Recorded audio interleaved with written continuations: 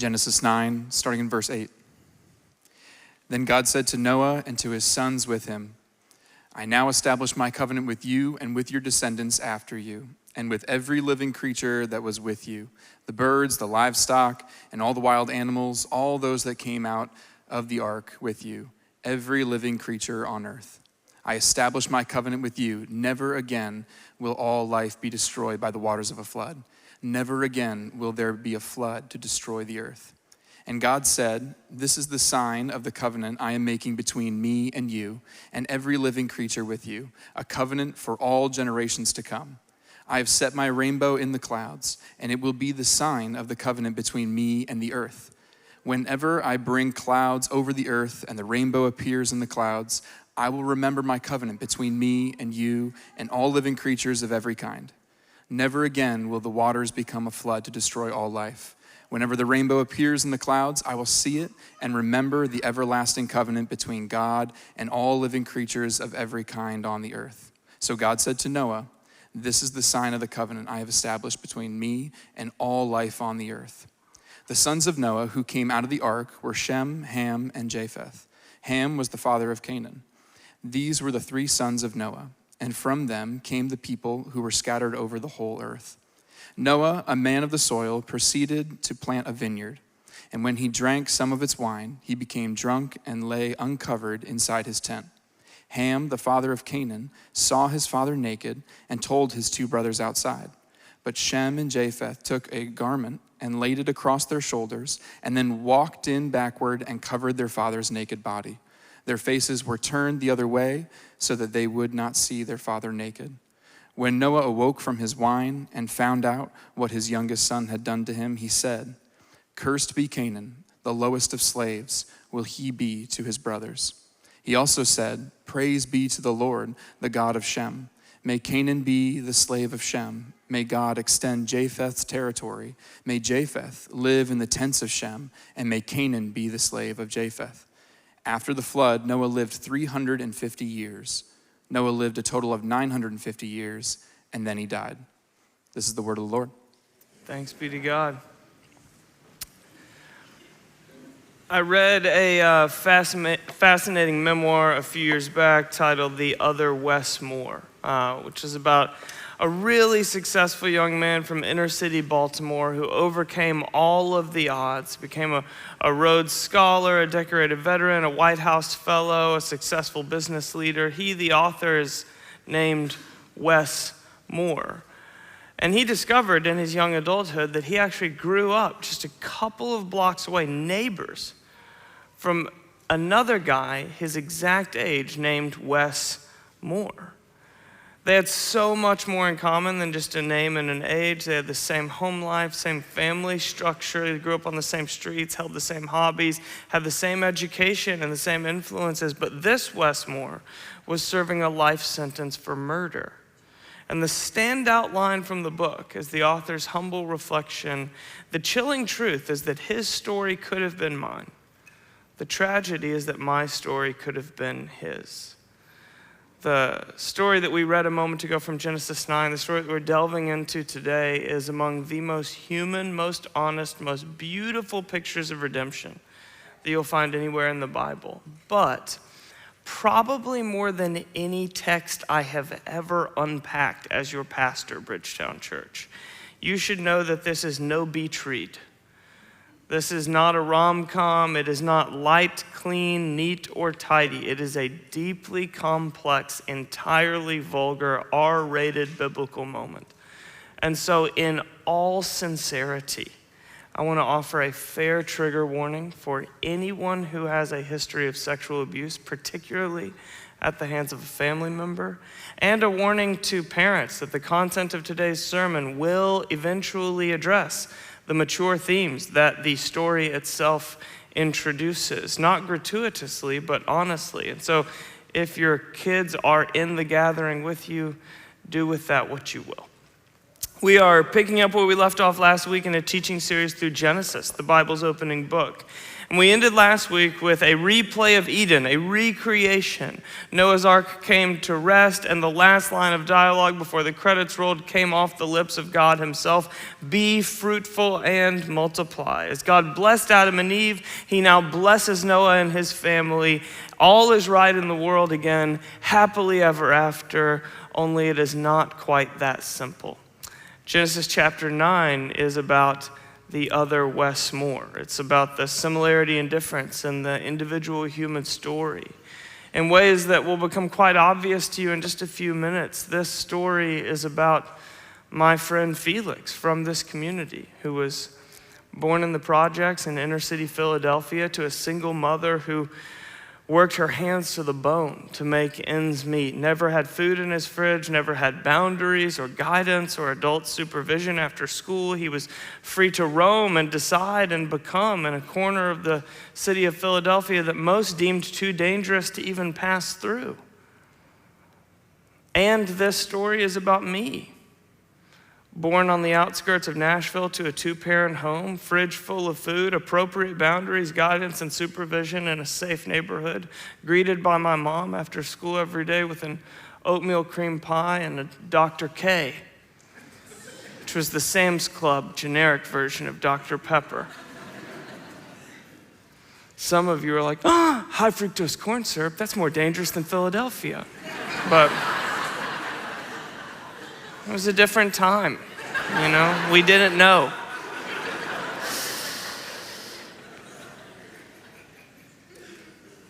What I'm trying to point out is just that the two upbringings I just described to you, those are very different foundations to land on when you're suddenly dropped into this world. Very different foundations on which to find footing and identity, very different foundations on which to build a life. And this story is about that. It's about the individual human story and the responsibility that we have in it and the mercy that God has on us. This story is about the way that sin wounds us deepest and how those wounds are often passed on or inflicted through our family lines and how they have long-term and deep, complex effects on us. And it's about the way that God redeems us and how he is unafraid to look at even the darkest parts of our stories. That is the theme that we're going to trace through these three parts this morning: blessing, curse, and redemption. And so with that, we'll begin with blessing. The text that we read just a moment ago opened with the first of many times that God forges a covenant, a formal binding promise with his people. It's the first, but not the last, biblical covenant. And every covenant God makes comes with a sign. He always offers a symbol that depicts the terms of the covenant. So think about a marriage.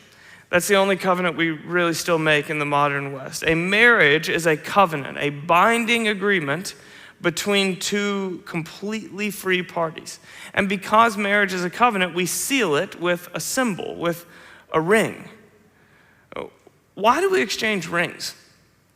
Why not necklaces or bracelets or just presents that individuals choose for each other? How did rings corner the market on the marriage covenant?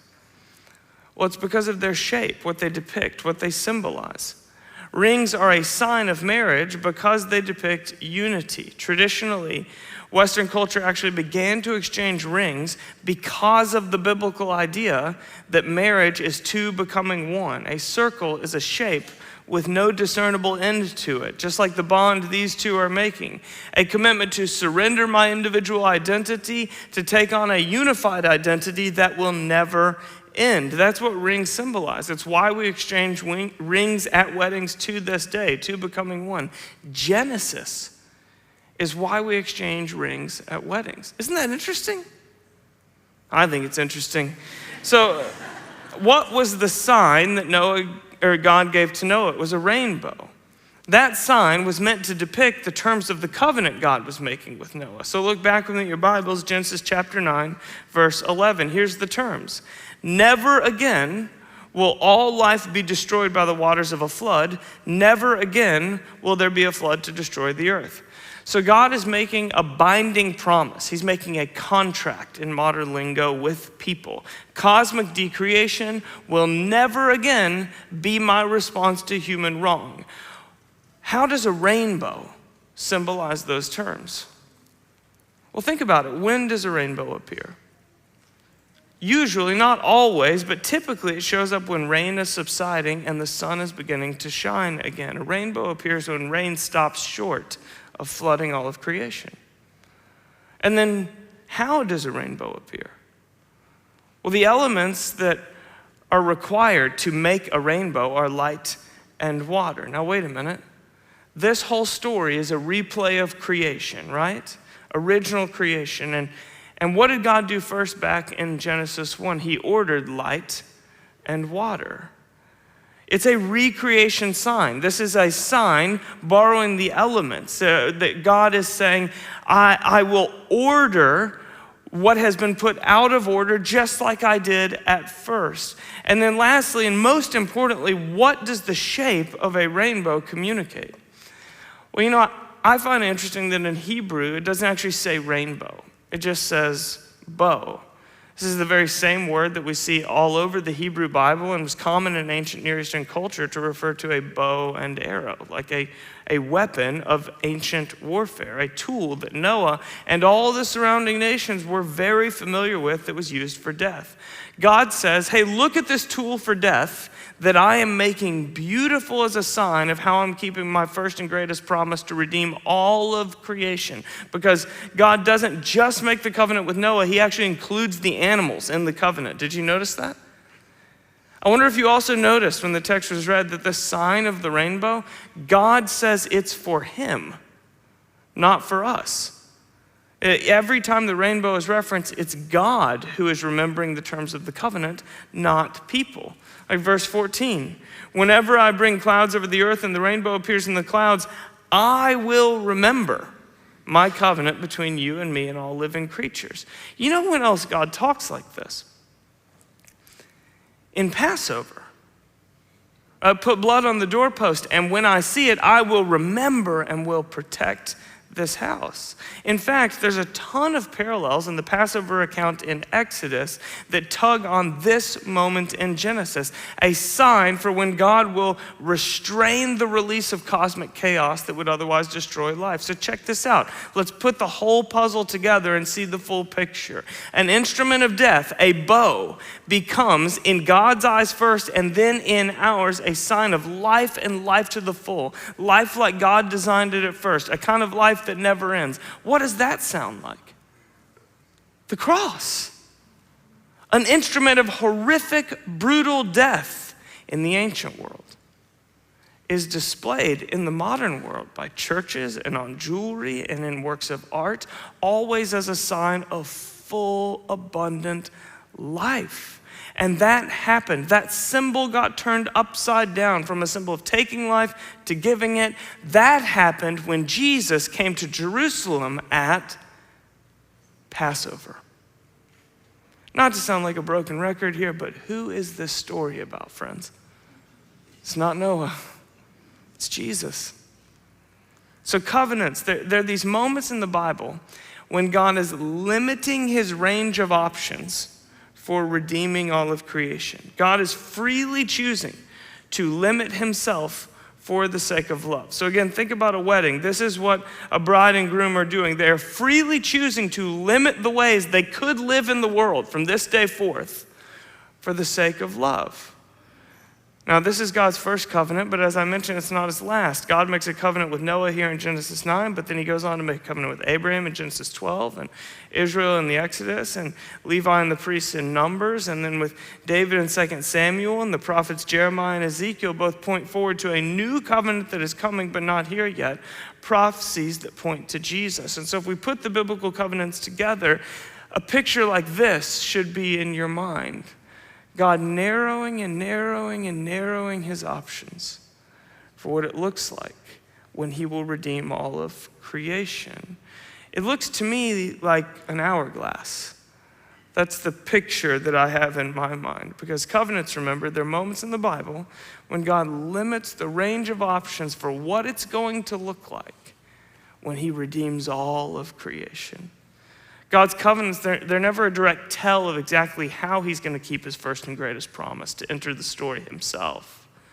God's covenants just narrow and narrow the options so that when he does enter the story himself, we might recognize him. It's kind of like sometimes when Kay and I are going out to dinner, we will decide where we're going by eliminating some of the options, right? Like, well, I don't want Thai. All right, cool, I'm out on Italian. Like that kind of thing. God's covenants work like that. One at a time, we're getting a little bit closer to where we will end up. This story that begins with God's first covenant, who's it about? It's not about Noah. It's about Jesus. And that takes us from blessing to curse. Return with me now to your Bibles. Look back with me, Genesis chapter 9, verse 18. The sons of Noah who came out of the ark were Shem, Ham, and Japheth. Ham was the father of Canaan. These were the three sons of Noah, and from them came the people who were scattered over the whole earth. Now this whole thing flows quite seamlessly, except for that one phrase in parentheses. Ham was the father of Canaan. Why am I randomly being told about one of Noah's dozens of grandchildren? Well, if you're watching a movie and there's a scene devoted to like a random minor character, what is the director telling you? This matters. And you don't know right now why it matters, but an astute viewer is picking up that breadcrumb going, this is going to matter later in some profound way that will become clear then. So, astute readers, pick up the breadcrumb. Verse 20, Noah, a man of the soil, proceeded to plant a vineyard. When he drank some of its wine, he became drunk and lay uncovered in his tent. Ham, the father of Canaan, saw his father naked and told his two brothers outside. But Shem and Japheth took a garment and laid it across their shoulders. Then they walked backward and covered their father's naked body. Their faces were turned the other way so that they would not see their father naked. Hang on a minute. Because the author is getting uncommonly specific here, painting a really vivid picture. Make sure that you see it. Noah, after saving the world, needs a drink. So he places the slowest order anyone has ever placed at a bar. Plants a vineyard, tends the vines, presses the grapes, makes the wine, and then overserves himself. He is passed out drunk, naked in his tent. Ham sees him there, tells his brothers. Those two brothers then honor their father by not looking at him and instead do this very careful dance where they each hold like a corner of his robe and walk backwards into his tent until they're right over top of him and then drop it like a blanket and go the other way. Now, you should have all sorts of questions about what exactly is going on here, and we're gonna get there. But for now, what you need to see is that Ham is being contrasted against his brothers because he looked upon his father's nakedness, which in the narrative is being depicted as shameful, and they covered their father's nakedness, which is being depicted as honorable. Verse 24, when Noah awoke from his wine and found out what his youngest son had done to him. All right, now, this is really mysterious, right? We're being cued that something quite lewd, something shameful happened with Ham while Noah was drunk in the tent. Some serious wrong was committed against his father, but we're not being told what happened. It's like a scene got skipped. So what happened in the tent? Well, there's three major views. Some think it was simply voyeurism, that Ham looked, probably stared at or gazed at his naked parent. And while we don't actually have any historical evidence from the ancient Near Eastern world that that was seen as a particularly shameful act, you could imagine that it wouldn't be welcomed. Others think it was paternal incest, that Noah actually sexually abused his father. And we do have some historical evidence from the ancient world that male-to-male sexual intercourse was used as a form of domination. And this view does explain Noah's reaction and the author's use of the phrase, Noah found out what his youngest son had done to him. But there's also a pretty significant problem with both of these first two views. Neither of them actually explains the most important question the story brings to light. And here's where that breadcrumb you picked up matters again, verse 24. When Noah awoke from his wine and found out what his youngest son had done to him, he said, "Cursed be Canaan.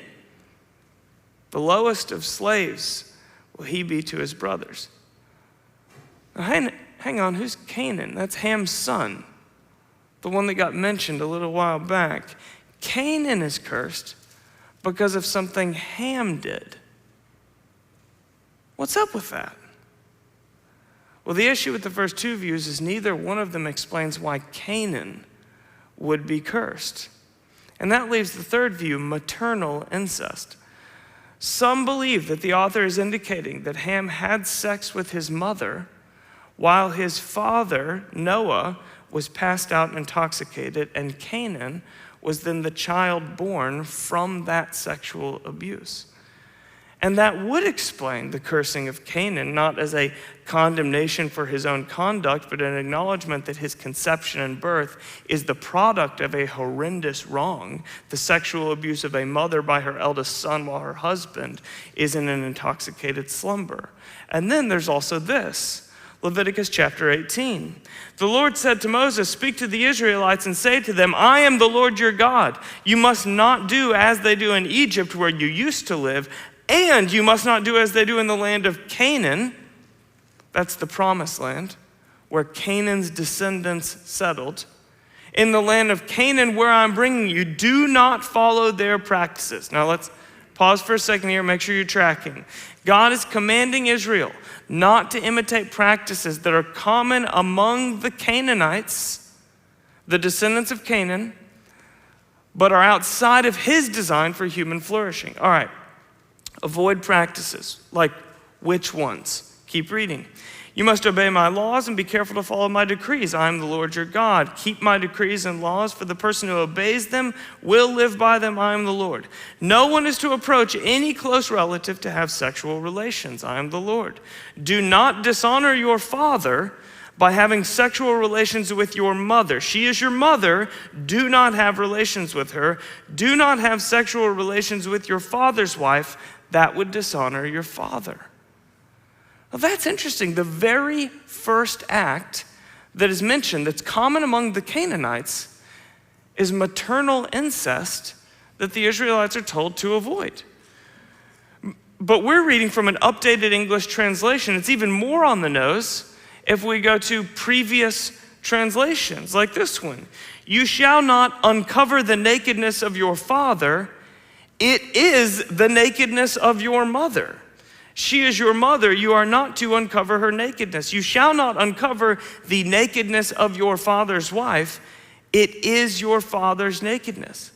So check this out. That's the identical language that we just read in Genesis 9. Uncover the nakedness of your father, being used here a little bit later in the Torah, clearly to reference maternal incest, and it's the first detestable practice named by God to watch out for among the Canaanites. Pretty interesting, no?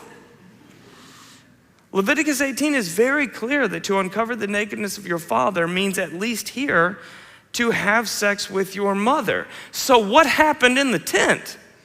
We don't know. But the biblical evidence, in my humble opinion, points to the third view, maternal incest. But we don't know that for sure because the author isn't absolutely clear. What the author is absolutely clear about, what we definitely do know, is that some kind of sexual abuse occurred within Noah's family. You know, Jesus would later say, "Whoever is not for me is against me." And I think most of us modern people, when we imagine what it looks like to participate with the serpent in the destruction of creation rather than to participate with God in the renewal of creation, we think about being tempted by whispers outside of us that we then choose to act upon. But the way this story displays Ham's destruction isn't like that.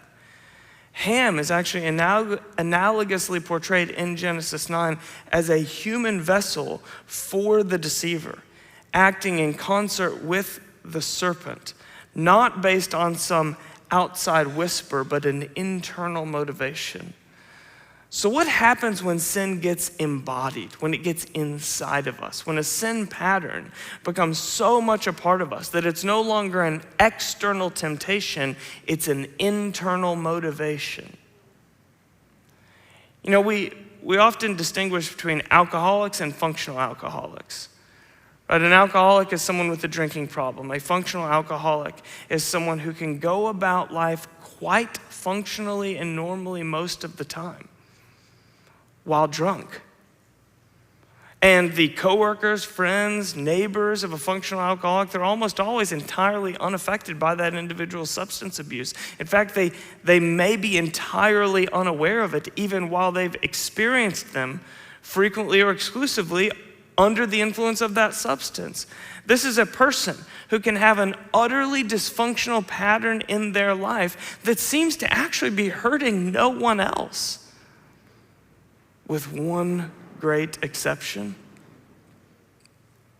their family, those closest to them. What happens when sin gets embodied, when a sin pattern becomes so much a part of us that it's no longer an outside temptation, it's an internal motivation? Well, at the very least, you perpetuate that pattern so frequently and so unconsciously that you can function really well in this world without your particular brand of brokenness affecting most people, with one great exception: your family, those closest to you. They're the ones that get you with your guard down, unfiltered in all of your spewing dysfunction. Dad's anger, mom's perfectionism, grandpa's secret habit can be debilitating at home while they climb the corporate ladder and chair the committee and develop a reputation as the easygoing life of the party. But their kids, like the people that live in their home, we pass our brokenness on to them whether we like it or not and whether we're aware of it or not. See, the author is clearly indicating that in Noah's immediate family, a combination of alcohol abuse and sexual abuse have led to a generational curse.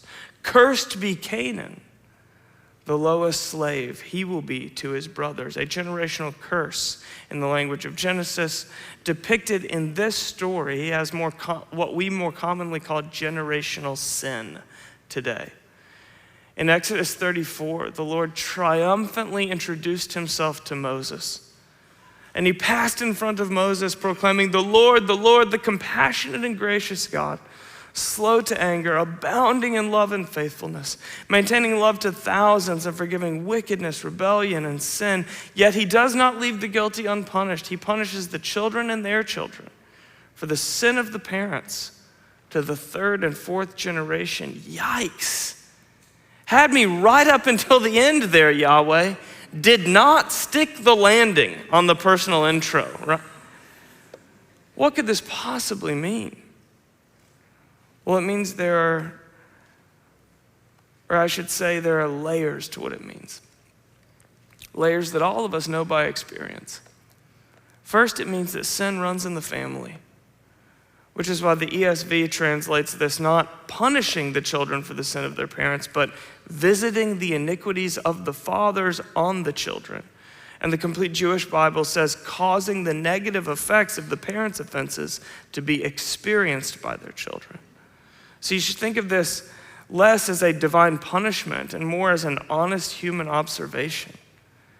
You know, we know, for instance, as a psychological fact, that the children of alcoholics are more prone to substance abuse, that the victims of sexual abuse are more likely to become sexual perpetrators. Now hear me, that is not an omen.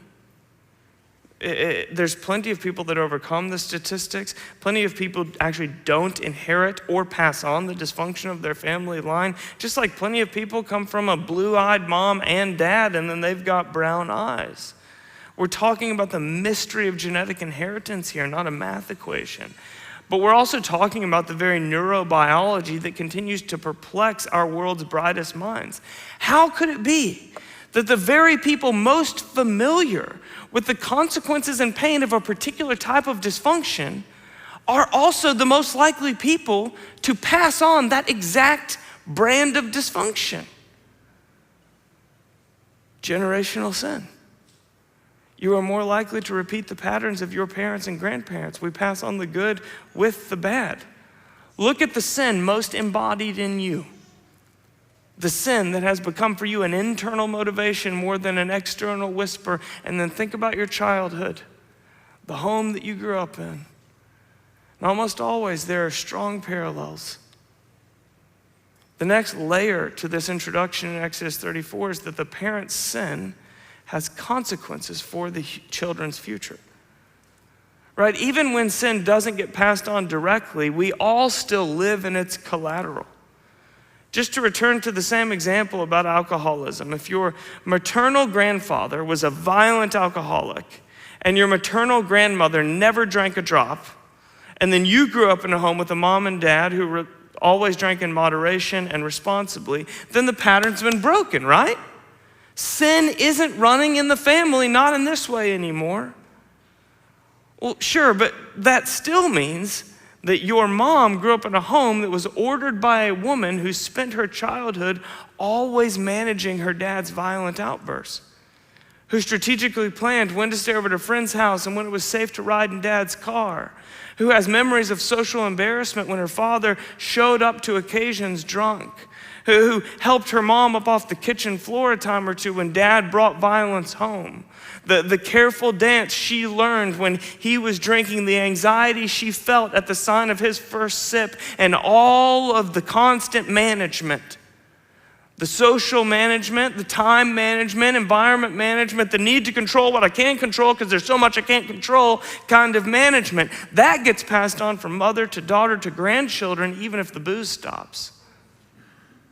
And if that's your story, you almost certainly grew up with a mom who was predisposed to quiet and order in the house, who associated rowdiness not with childlikeness, but with potential for destruction, who's always prepared for the worst, maybe even planning for it, even when things are good, who overreacts to even the slightest raised voice, or when you got home a few minutes late that one night as a teenager, or when you asked to go to so-and-so's house before the school dance. You see, we're a couple generations after breaking the curse, but the curse is collateral, still the water that all of us are swimming in.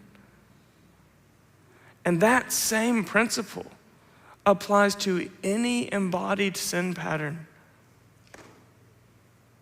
The way that you relate to money or possessions or what you internally define as enough, your particular appetite for risk or safety, your communication style, your emotional availability, your ability to be intimate in every form you could imagine.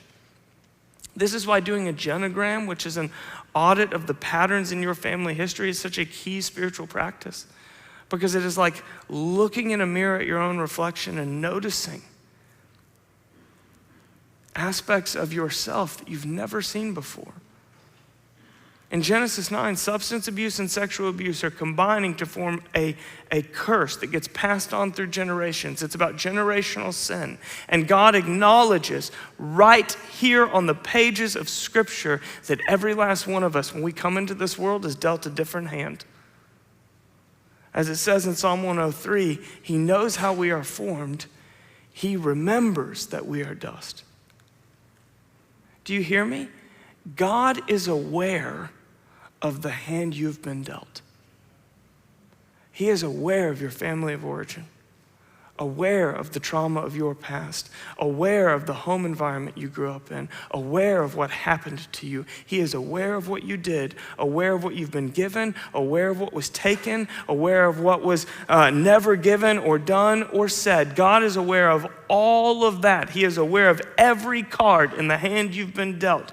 We each land on a different foundation when we get dropped into this world, a different foundation to find footing on, a different foundation to build a life on, and God has compassion on you. Back to Psalm 103. As a father has compassion on his children, so the Lord has compassion on those who fear him, for he knows how we are formed. He remembers that we are dust. God is aware of your story, more aware even than you are. And his predisposition towards you is compassion. To enter into your story, shouldering the weight of your suffering and pain.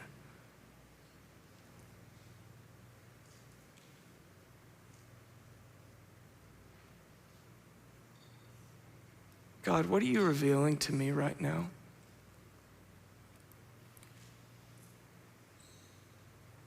What are you drawing to mind for me?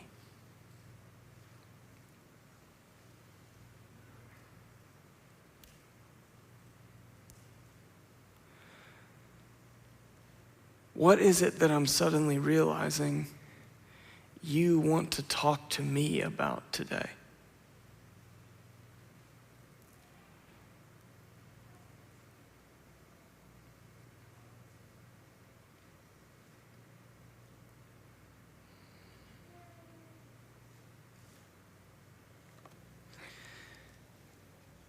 This story is so personal. This story is so human.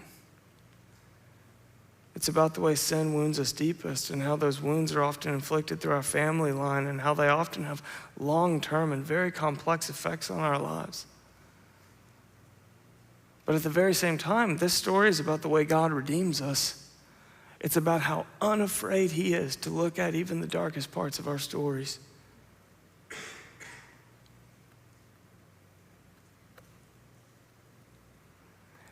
Bethany, God knows your frame. He knows the hand you've been dealt. And he looks on you with compassion. Ian, God knows your frame. He knows every card in the hand you've been dealt. And when he looks at you, it's compassion in his eyes. Ainsley, God knows your frame.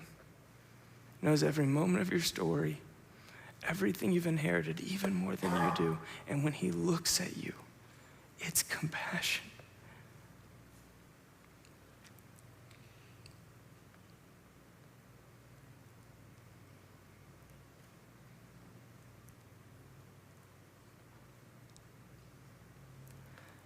You know, I'm going to have to go ahead and preach the rest of the passage, because we're about halfway through Genesis 9 right now. But what God is talking to you about right now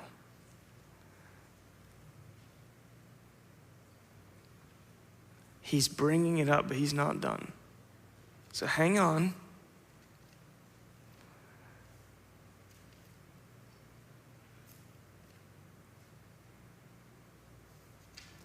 Breathe as we keep going. But allow God to pick up where he's left off, okay? Jeremiah and Ezekiel then both come along and they pick up on this ancient proverb. Ezekiel 18 and Jeremiah 31 reads, "The parents eat sour grapes, and the children's teeth are set on edge."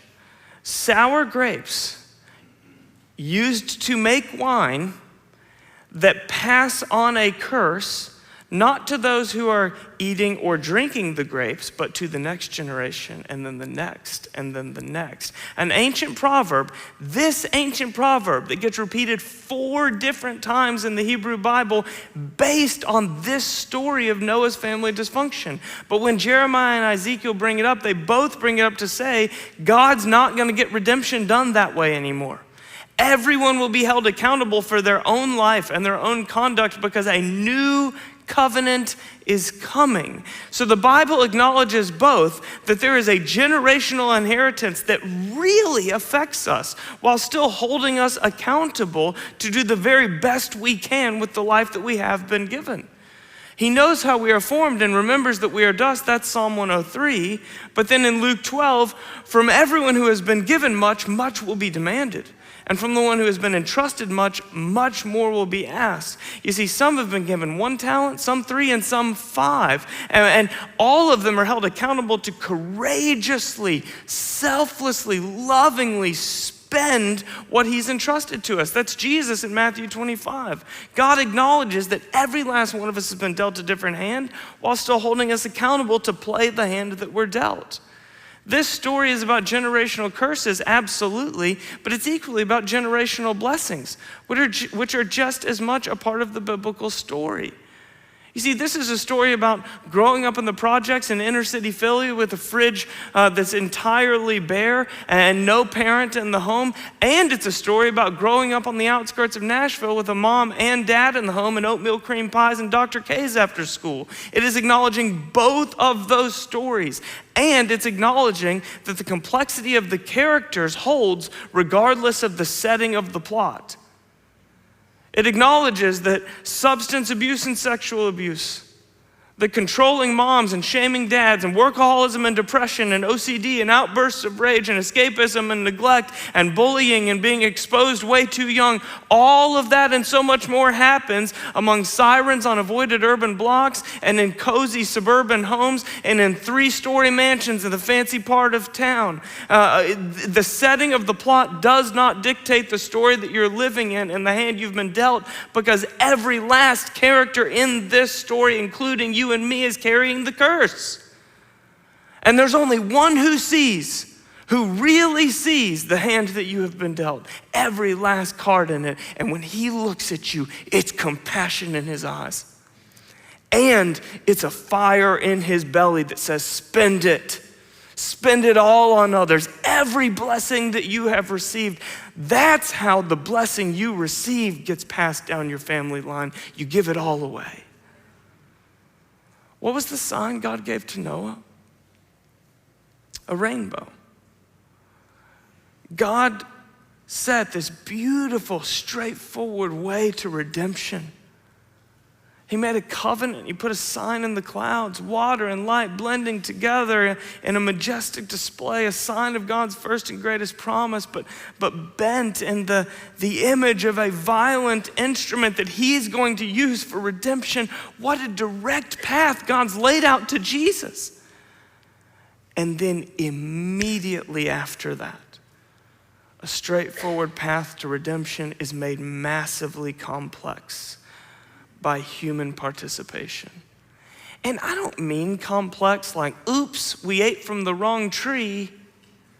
I mean complex like there's substance abuse and sexual abuse in my immediate family, and we're supposed to be the hope of the world. So here's the theme that has emerged already, just right here in the Bible's first 9 chapters. Human unfaithfulness is in the way of God's efficiency in redemption. But there's another theme that emerges simultaneously, it's being braided together with it.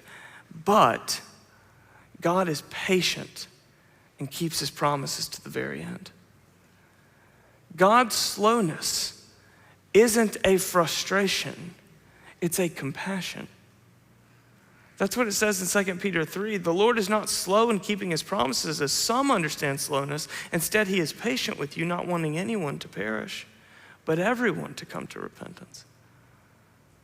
So if you're waiting on redemption in this or that part of your story, in this or that relationship, in this or that broken thought pattern or behavioral pattern in your life, it's not because God is dragging your feet or doesn't hear your prayers or because his promises are too flimsy for the weight of your baggage. It's because human beings, you and I, have turned human history into the windiest, most treacherous path toward redemption, but he is relentless in walking every last one of us by the hand all the way home to the Garden City.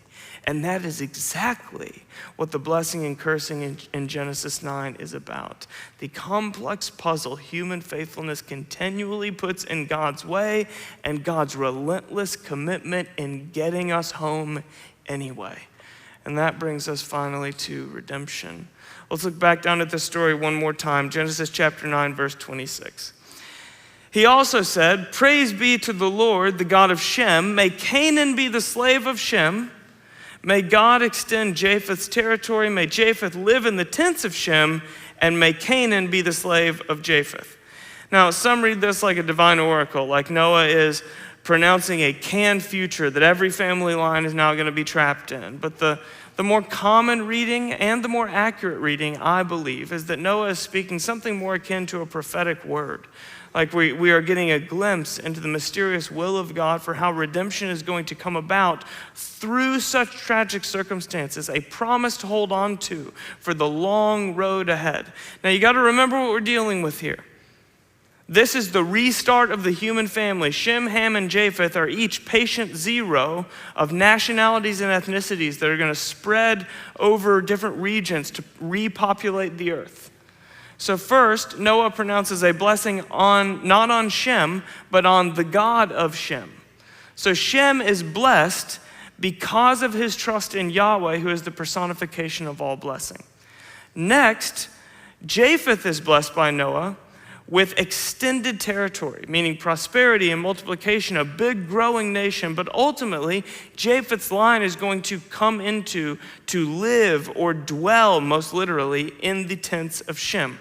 Now hang on, we need to slow down here because this is the key that unlocks the meaning of this whole blessing.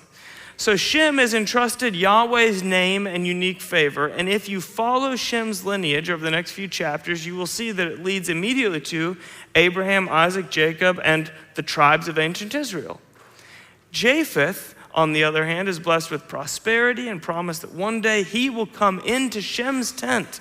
And in the next chapter, we see that Japheth's descendants become the people groups that move to the north and west of Israel and what we would call Turkey, Greece, and all of Europe today. Fast forward in the biblical story all the way up to the time of Jesus, the inhabitants of Israel, the line of Shem, they're known as Jews. And what about the Greeks and the Romans and the Europeans, all those descendants of Japheth? What are they called? Gentiles. So hang on, what might it mean that all the way back here in Genesis 9, hundreds and hundreds of years before, Noah got a divine glimpse of redemption, and he said, in essence, one day the Gentiles will dwell in the tents of the Jews. Well, this phrase, dwell, it's pretty common in the space between Genesis and Jesus. We see it in Psalm 15 and Psalm 120, and it's always a reference to peaceful cohabitation, not to driving certain people out of their tent so I can take it as my own. It means dwelling together harmoniously. Even God himself uses it that way in Zechariah 2. Shout and be glad, daughter Zion, for I am coming. I will live among you, declares the Lord. Many nations will be joined together, and the Lord in that day will become my people. I will live among you, and you will know that the Lord Almighty has sent me to you. Now, this English word live in this passage is the same Hebrew word Noah is using in his blessing that we translate dwell. I will come in and share a tent with you. That's what God is saying. I'll move in and share a life with you under one roof.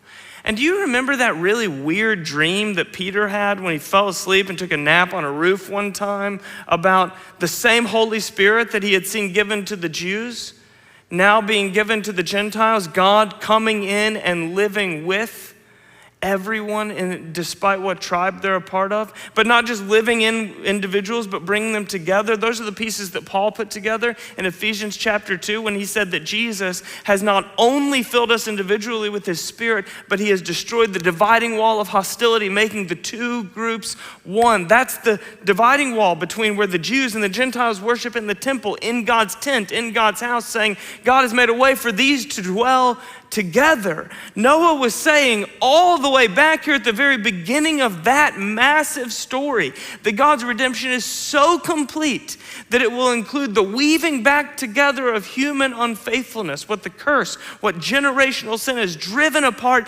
even the divisions between individual people and people groups. Wow. But you're thinking, sure, but what about Canaan? I mean, he got the short end of the stick, didn't he? Like you said, Tyler, he didn't choose to be the child of a sexual scandal. He didn't choose what foundation he would land on when he popped into the story and tried to find his footing. I thought God was compassionate toward the hand we've each been dealt. And look, within the unfolding biblical story, the people of Canaan are massively complex, and they are the subject of some of the most head-scratching moments in biblical history.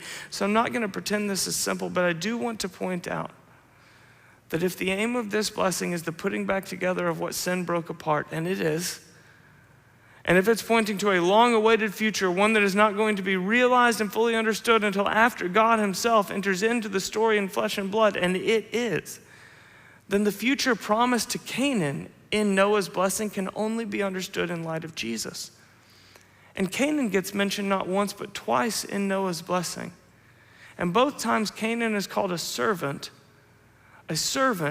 who dwells in the tents of the one that they serve. And Jesus, when he came, called himself a tent. The Word became flesh and tabernacled or tented among you. And Jesus claimed that in his tent, where all nations would gather, he was establishing an entire new social order, a new governing structure, a new hierarchy. And what is the order of that kingdom? Mark 10, whoever wants to become great among you must be your servant. And whoever wants to be first must be slave of all. For even the Son of Man did not come to serve, did not come to be served, but to serve and give his life as a ransom for many. He says in Matthew 20, the last will be first.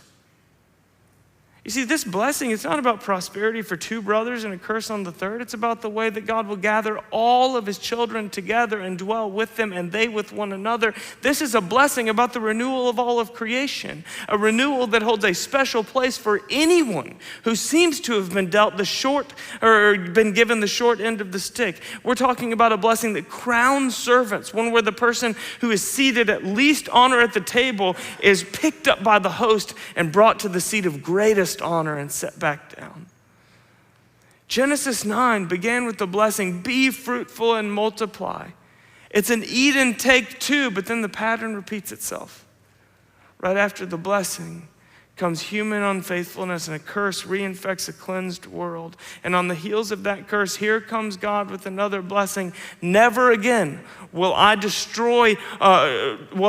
cure the world with something like a flood. Never again will I act efficiently in this way because it doesn't work. And so God comes with a much slower blessing, one that's going to unfold so subtly, by taking on the complexity, darkness, and dysfunction of the human condition, all the mess that we pass on to one another through generations and relationships, a covenant blessing so that we recognize through a sign, an instrument of violence repurposed as an instrument of redemption. That's a sign of this covenant.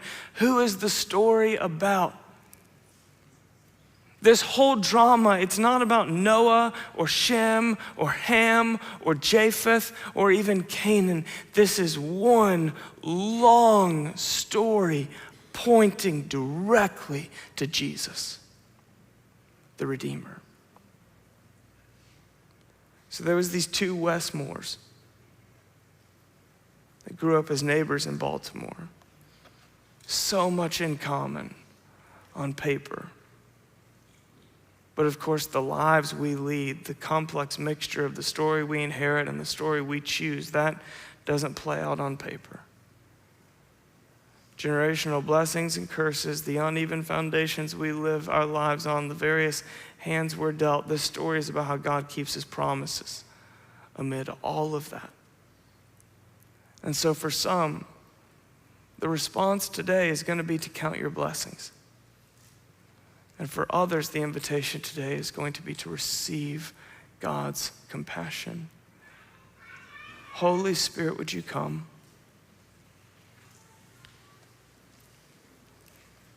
What are you saying to me today?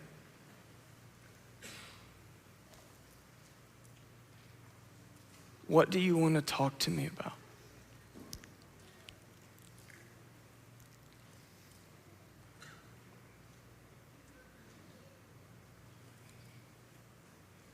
For some, I believe there's an invitation today to count your blessings. Just in this prayerful moment, I just want to remind you, you did not choose the family of origin you'd be born into, or the time of history your story would begin, the material or immaterial talents that you were entrusted, the last name, ethnicity, or nationality that you carry. It was He who knit you together in your mother's womb. All of your days written in His book before one of them came to be. What are you doing with the inheritance the Master entrusted to you? Are you spending it wildly and freely, giving everything you were given, or are you burying it, keeping it safe?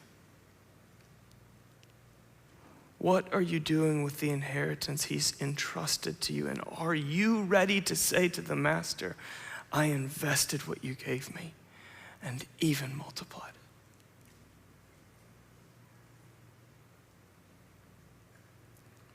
For others,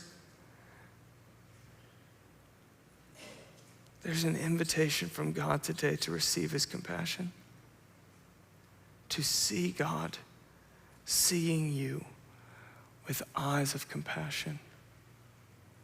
I know how you are formed. I remember that you are dust.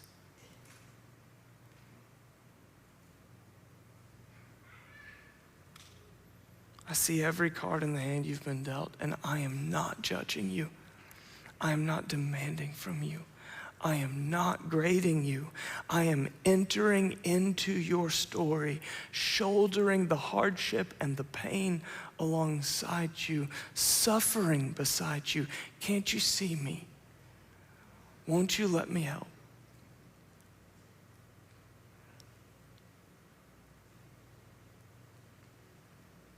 Was there a painful memory or a generational pattern or a deep regret, something you've done or something done to you that God was bringing up today? However subtle or traumatic,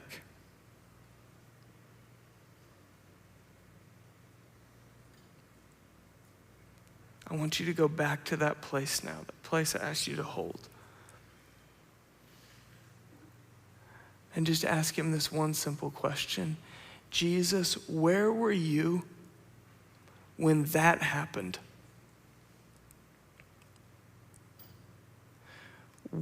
Where are you when I'm doing this or that thing that I can't seem to stop doing? And then just wait.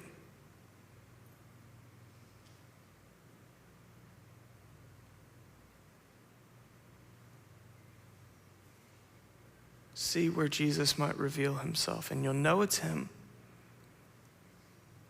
when it feels like compassion.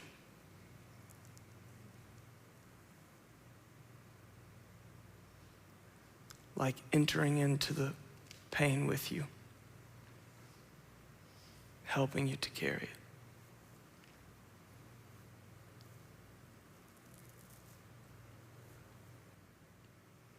So just remaining in the place of prayer, if we could all just stand. Hello family, Tyler here. I wanted to take a moment to invite you to Bridgetown's 8th annual Holy Spirit Conference, January 23rd and 24th at Portland's Keller Auditorium. The theme of this year's conference is going to be the healing after the healing. We'll be exploring how the miraculous work of the Holy Spirit is often just the first step to the deeper, slower, soul-level healing. Like the man born blind in John 9, each part of us God heals only exposes a deeper part of us awaiting healing from the same God. And the deepest healing is often the slowest kind. We're so excited to be joined by contributors like Ruth Haley Barton, Kurt Thompson, Ken Shigematsu, and Brooke Lidgertwood. Tickets are available now at bridgetown.church/Holy Spirit. I hope you can join us.